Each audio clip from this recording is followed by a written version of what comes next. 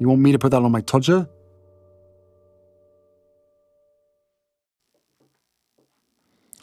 Harry's wife. He's lost everything.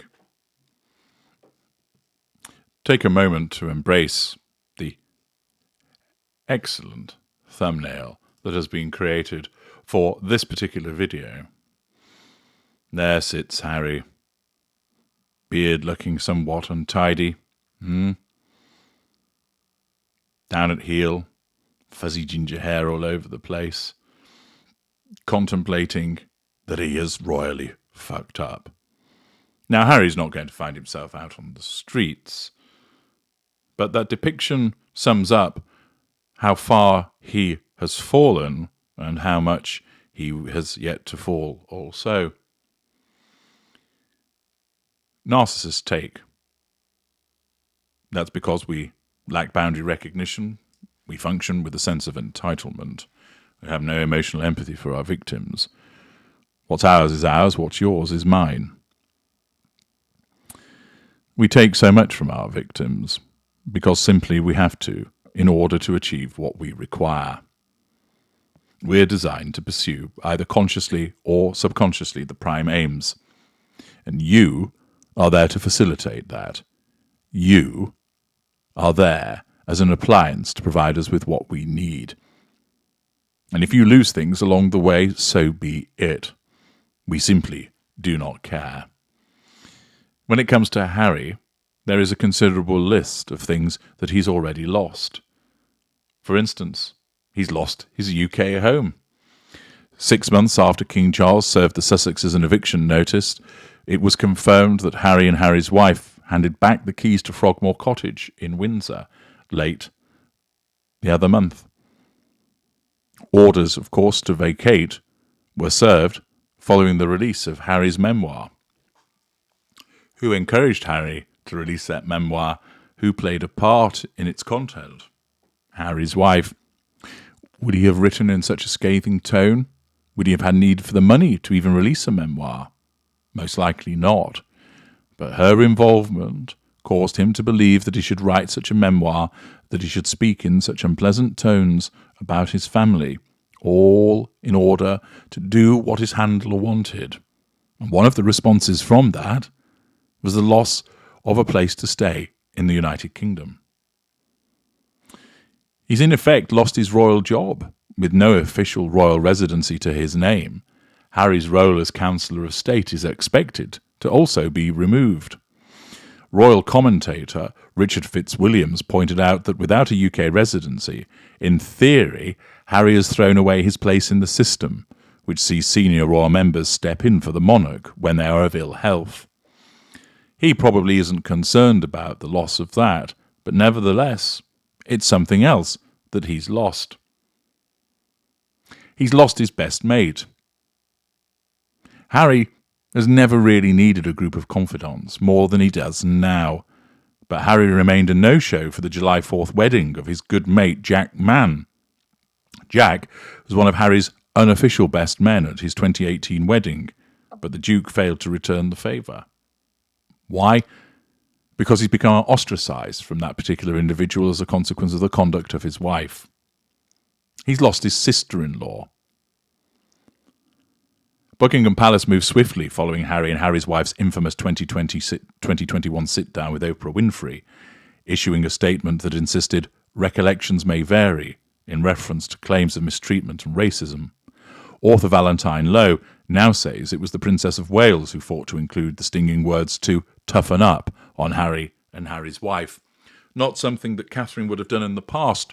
We all saw the relationship that he had with her, one where he, in a way, had something of a crush on her, that he cared very much about her, that he enjoyed her company. The three of them together clearly enjoyed themselves. All of that fell apart when along came the spider.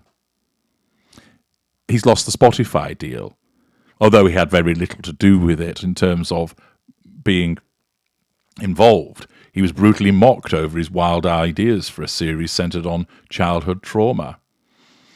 It's thought Harry wanted Spotify to bring him the likes of Donald Trump and the Pope for episodes, which shows the haughtiness that he's become infected with by his wife. He's also, of course, lost his father and his brother, King Charles and Prince William. Harry and Harry's wife were not invited to the King's Trooping the Colour celebrations, with many regarding the decision as an indication of their widening rift. Charles wasn't taking his telephone calls. William won't speak to him. Two people that he was once very close to, he no longer is. Again, familial relations of father and brother sacrificed on the altar of what his wife wants. He's lost his popularity. We all know that Harry was very popular with the British public and further afield. The Playboy Prince, and people felt sorry for him as a consequence of the tragic circumstances of the death of his mother. They also thought that he could be the more entertaining of the two brothers. William had to be the sensible, serious one, but with Harry, he could be entertaining, fun. Yes, those strong narcissistic traits are on display from time to time, but largely people really liked Harry.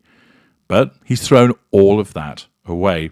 His popularity has tanked, not just in the United Kingdom, but around the world.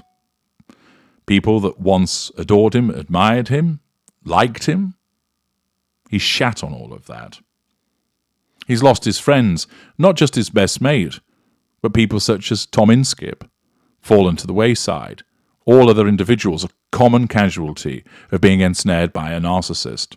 He's lost them because he's not maintained contact with them as a consequence of the monopolization of his time by his wife and the fact that his friends have simply thought, what are you doing with that nut job?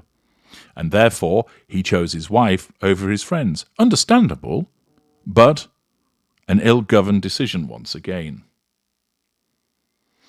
He's lost general support from the public. I don't mean in terms of popularity, which I've already touched on, but general support in terms of people giving him a pass when there were occasions when he might have misbehaved. Now, he's regularly slammed.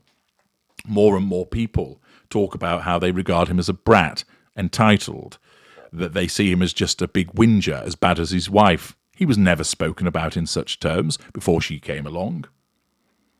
He's lost largely favourable media treatment. Yes, they would highlight when he was on the Gange and when he was getting pissed up and fighting with paparazzi. But even then, people thought, so what? We know he's just a young lad. But largely, he was treated favourably by the paparazzi and the media. It isn't the case now. He's regularly shown as being unhappy, grumpy, and he has the piss taken out of him by mainstream media commentators again and again and again. He's lost other family members, people that he would once have respected.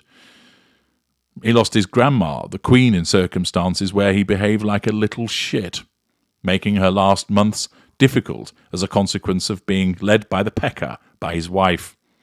You can't imagine the Princess Royal has much time for him, indeed, obscuring him with the plume of doom. Other members of the extended royal family have shaken their heads at him. It's only his cousins Eugenie and Beatrice are the ones who really bother with him. Everybody else has decided better to stay away from him, and he's lost those relationships. He's lost his happiness. Once a happy-go-lucky individual that was ensconced within the bosom of the royal family with no real concerns about anything. Now, grumpy, down at heel, scowling, his happiness has gone. If Harry were to sit down and make a list with perhaps his blue crayon or his green crayon of all the things that he once had and all the things that he's once lost, he may now start to realise the true impact of how he has lost everything. If he is not careful, he will lose more money. He will lose his self-respect. He will lose his self-worth. He will possibly lose his sanity. And even in a particularly awful scenario, it could even lead down the line to him losing his own life. The fact is, life was sweet before Harry's wife came along. Sure, he had the tragedy of his mother, and there would be times where he felt lonely, wanting a certain special somebody in his life. But you could see it didn't trouble him on a daily basis. It wasn't something that was a plague on his life. He had girlfriends, plenty of friends, family all around him, money. He was told to be here, do that, and was liked largely by most of the British population and wider afield. And now, ever since his wife has come along and she is the cause of all of this, he has lost everything. A salutary tale of what happens when a narcissist ensnares you. I'm H.G. Tudor. Thank you for listening.